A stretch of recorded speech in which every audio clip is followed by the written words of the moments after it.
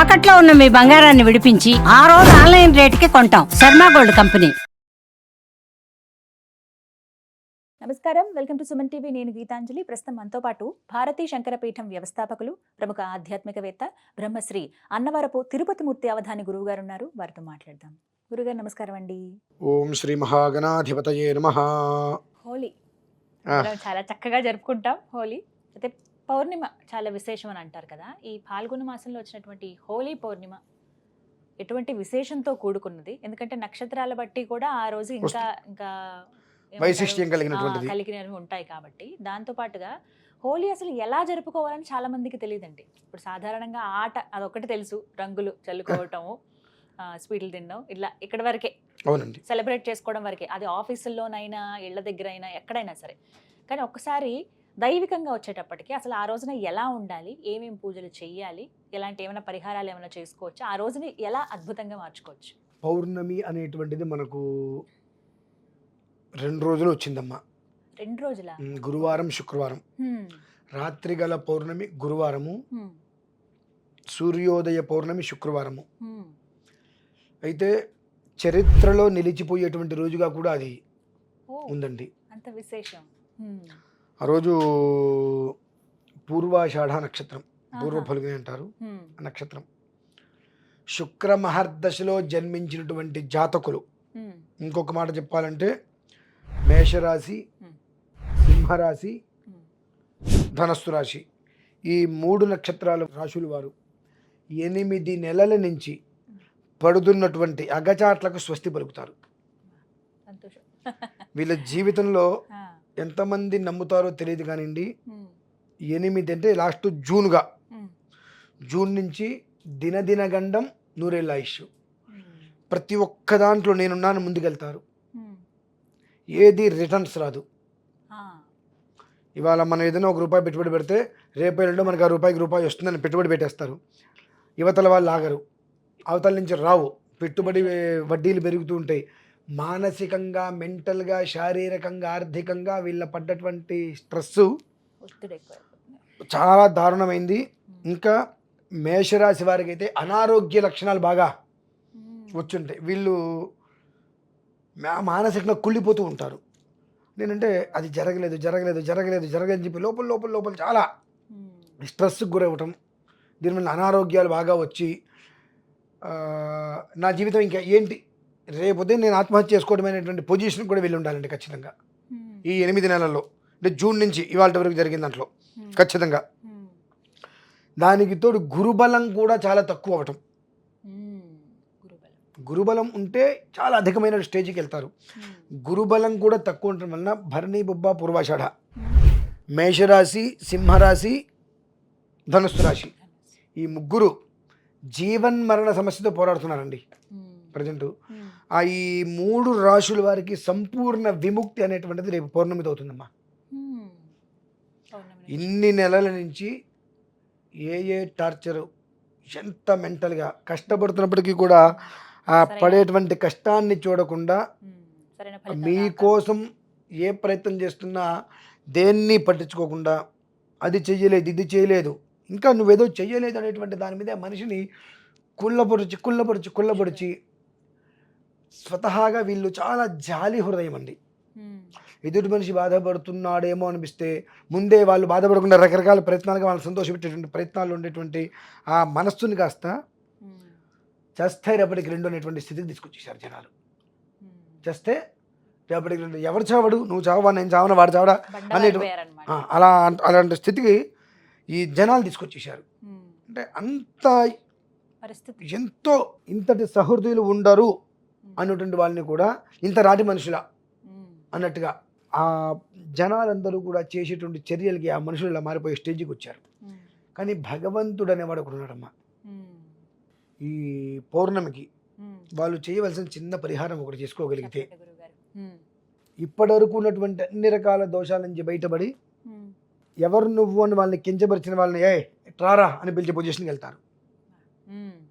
కొన్ని యోగాలు కొంత సమయంలో వస్తాయమ్మా. ఆ వచ్చినప్పుడు ఆ యోగాన్ని వీళ్ళు క్యాచ్ చేసుకోగలిగారా ఇక దైవాధీనం జగత్సర్వం అన్నట్టుగా మొత్తం వీళ్ళ చేతిలో ఉంటుంది. వీళ్ళ 3కి కూడా కాల త్రికాలాలు ఎందు కూడా వీళ్ళు చెప్పిందే శాసనం, చెప్పిందే చట్టం అనేటువంటి పొజిషన్కి వెళ్ళేటువంటి సమయం చాలా తక్కువ సమయంలో ఉంది. దాన్ని వాళ్ళు పట్టుకోవటమా వదులుకోవటం అనేటువంటిది వాళ్ళ కర్మ ప్రారంభం, మనం ఏం చేయలేం. దీనికి ప్రధానంగా ఆ రోజునాడు పౌర్ణమి రోజునాడు అనగా గురువారం, శుక్రవారం ఉదయం ఎట్లాగో ఉంది కానీ మన రాత్రి గల పౌర్ణమి కావాలి కాబట్టి గురువారం రోజునాడు మనకు ఈ శనగలు ఉంటాయి. మంగళవారం మనకు నోములు ఇచ్చే శనగలు, ఆ శనగల్ని నానబెట్టి రాత్రికి నానబెట్టి ఉదయానికి నానిన తర్వాత వాటిని తీసి 160 శనగలు సూది దారంతో మాల గుచ్చి మీ ఇంట్లో దక్షిణామూర్తి యొక్క ఫోటో, స్వామివారి ఫోటో దక్షిణానికి చూస్తూ ఉంటాడు ఆయన, ఫోటో ఉంటే ఆ ఫోటోకి ఆ దండ పెట్టండి. 2 చక్కటి శివలింగం తెచ్చుకొని, లేదంటే ఒక గుడికైనా సరే, గుళ్ళోకి అయితే కనుక వాళ్ళకి చేయమని చెప్పాలి. మీ ఇంట్లో అయితే కనుక ఇంత శివలింగమైనా తెచ్చుకొని పెట్టుకొని ఈ 160 శనగ గింజల్ని ఇంకొక మాల గుచ్చి దానికి 2గా చుట్టేసేసి వడమాల, ఈ యొక్క మిగిలిన 16 వడలు తయారు చేసి ఆయన మెడలో వేయాలమ్మ. సాయంత్రం టైంలో వేసిన తర్వాత కొంచెం సమయం దాటిన తర్వాత ఈ బృహస్పతికి దక్షిణామూర్తి వీరిద్దరు కూడా గురుస్థానం.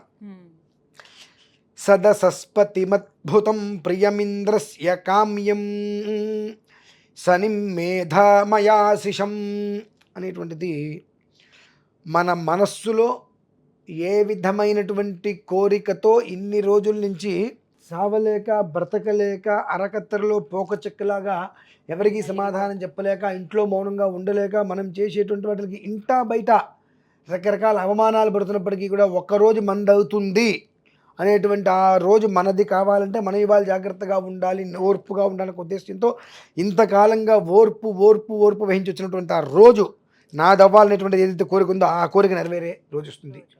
కాబట్టి ఆ సదసస్పతిమద్భుతం ప్రియమింద్రస్య కామ్యం అనుకుంటూ స్వామివారికి సంధ్యార్చన చేసుకున్న తర్వాత ఒక కప్పులో ఆవు పాలు తీసుకొని పైన టెర్రస్ మీదకి మనం వెళ్ళి చంద్రబింబం కనిపిస్తుందండి, ఆ పాలలో చంద్రబింబం పడాలి. ఆ పాలల్లో చంద్రబింబం అలా ఒక ఇది పెట్టేసేసి అందులో అన్ని పాలు, ఒక శివలింగం పెట్టేసేసి ఆ చంద్రబింబం ఆ పాలలో కనిపిస్తుంటే ఒక్కొక్క చుక్క అభిషేకం చేయాలి దాని మీద. సదసస్పతిమద్భుతం ప్రియమింద్రస్య కామ్యం శనిం మేధామయాశిషం, సదసస్పతిమద్భుతం ప్రియమింద్రస్య కామ్యం శనిం మేధామయాశిషం. లేదు మంత్రం వద్దండి, గురవే సర్వలోకానాం ఆ శ్లోకం అందరికీ వచ్చింది. అది ఆ శ్లోకంతో అభిషేకం 160 సార్లు, అది సంఖ్య లెక్కది. 160 సార్లు గురవే సర్వలోకానం, లేదా గురుర్బ్రహ్మ గురుర్విష్ణు ఇంకా తేలిగ్గా వస్తుంది అందరికీ. ఆ గురుర్బ్రహ్మ గురుర్విష్ణు అనుకుంటూ 160 సార్లు ఒక్కొక్క చుక్క పోస్తూ ఆ చంద్రుని అందులో చూస్తూ ఉండాలండి. ఆ చంద్రబింబం ఇలా కదులుతూ ఉంటే ఆ ప్లేట్ను జాగ్రత్తగా చంద్రబింబం అందులోనే పడేటట్టుగా చూసుకోవాలి. చూసుకుని అభిషేకం పూర్తయిన తర్వాత అంత పాయసం ఆ చంద్రుడికి నివేదన పెట్టేసిన తర్వాత ఆ అందులో నుంచి ఆ శివలింగాన్ని అవి తీసేసి ఆ పాలని తీర్థంలాగా తీసుకొని ప్రసాదం తినటం. సాయంత్రం అర్చన, మధ్యరాత్రి ఆ చంద్రబింబం పడేటట్టుగా ఈ 2 అర్చనలు వాళ్ళు చేసుకోవాలమ్మ. ఖచ్చితంగా చేసుకోగలిగితే వాళ్ళకి ఇన్ని నెలలుగా పట్టినటువంటి పీడ ఏదైతే కనుక దుర్దోషాలు ఆవహించి లేదు మొత్తం ఇవాళ మనం ప్రాజెక్ట్ వర్క్ తీసుకున్నాం, చివరి వరకు అయిపోయింది. ఈ రాత్రి తెల్లవారింది అంటే మొత్తం ఆ వర్క్ అనేటువంటిది మన చేతిలో పడుతుంది. 100 మందికి జీతాలు ఇచ్చేస్తాం, ఇంకో 100 మందికి జీతాలు ఇవ్వడానికి మన దగ్గర డబ్బు ఉంటుంది. ఆ పొజిషన్ తెల్లవారేటప్పటికి సింపుల్గా ఇవాళ కాదయ్య అంటారు. ఎంత నరకం అండి అది. ఇదేదో వస్తుందని చెప్పి వాళ్ళ దగ్గర వీళ్ళ దగ్గర వాళ్ళ దగ్గర అయిన వాళ్ళ దగ్గర కాని వాళ్ళ దగ్గర అందరి దగ్గర అప్పులు తీసుకొచ్చేసేసి అన్నీ పెట్టుబడులు పెట్టేసేసి ఓకే అయిపోయింది అయి మనం మిస్టేక్ అక్కడ అయిపోయింది.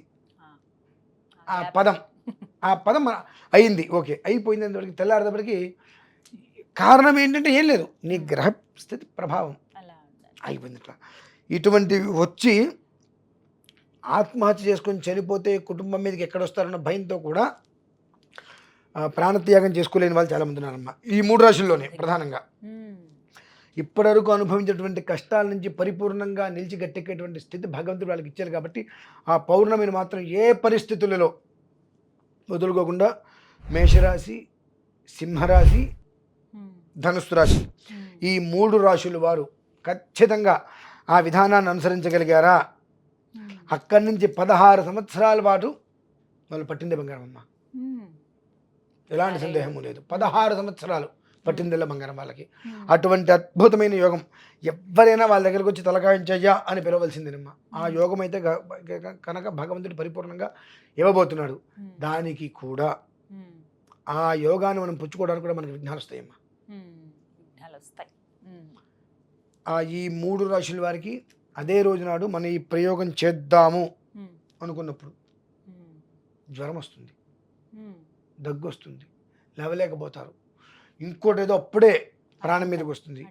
ఈ రోజు నువ్వు ఇక్కడ కనుక ఈ సైన్లో వచ్చి నువ్వు సొంతంగా పెడితే నీ ప్రాజెక్ట్ వర్క్ కంప్లీట్ అయిపోతుంది, నీకు అమౌంట్ అంత ఇస్తా అంటారు. తాత్కాలికం ఇవన్నీ. మనకు అవి కావాలా, దీర్ఘకాలిక జీవితం కావాలనేటువంటిది నిన్ను నువ్వు ఇక్కడ కంట్రోల్ చేసుకోగలగాలి. మనం ఆ టైంకి వచ్చేటప్పటికి మంచి స్టార్ట్ అయిందిగా, స్టార్ట్ అయిన మంచి రేపటి కూడా అలానే ఉంటుందిగా, కాబట్టి రేపు చేద్దాం అనుకుంటాం. ఎప్పుడైతే కనుక మనకు గురుబలం సన్నగిల్లుతుందో మనం ఏ పని చేయలేమమ్మా. ఆ గురుబలం అమోఘంగా మనం వృద్ధి చేసుకోవాలి. ఆ వృద్ధి ఎంత చేసుకోగలిగితే అంత జీవితం అనేటువంటిది వాళ్ళ చేతిలో అదృష్టంగా ఉంటుంది. ప్రధానంగా భరణి, పుబ్బ, పూర్వాషాఢ ఈ 3 నక్షత్రాల వారికి దాని యొక్క పెను ప్రమాదం తొక్కుతుందా పాతాళంలో గెలుపుతామండి.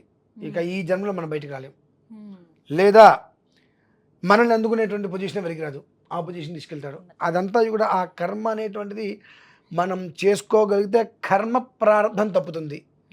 కర్మ చేసుకోలేకపోతే కర్మ ప్రారంధం అంటే ఒకదానికి ఒత్తుంటుంది, దానికి ఒత్తుండదు. కర్మ మనం చేయవలసింది, కర్మ అనుభవించవలసింది. ఈ కర్మ చేస్తే కర్మ ప్రారంధం ఉండదు. కర్మ చేయలేకపోతే కర్మ ప్రారంధం అనుభవించక తప్పదు.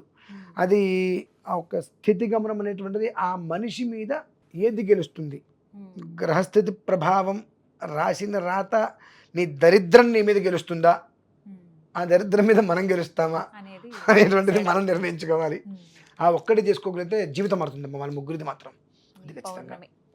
చాలా విశేషంగా ఉంది. వాళ్ళు మార్చుకోగలరో లేదో ఈశ్వరు కృప అంతే. అంతేనండి. నమస్కారం గురుగారు. రమేష్.